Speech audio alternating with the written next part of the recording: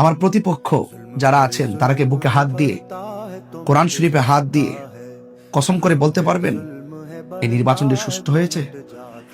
তারা কি কেন্দ্র দখল করে নাই এবং আমাদের এজেন্টকে কি বের করে দেয় নাই? তাদেরকে আঘাত করে নাই? কেন ভাই এরকম নির্বাচন কি সোনারঘাট মাধবপুরবাসী চেয়েছিল? আমার প্রতিপক্ষ এস এম ফয়সাল সাহেব, ওনাকে আমি অনেক সম্মান করে কথা বলেছি।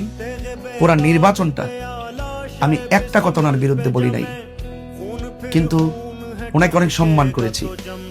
কিন্তু দেখেছেন তো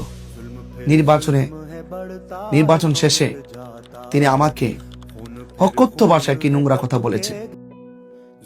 ওনার এই চেহারার অন্তরালে এমন একটি মানসিকতা লুকিয়ে আছে, সেটা আমি কখনো জানতাম না। তো সুতরাং আমি ব্যক্তি অ্যাটাক করতে চাই না।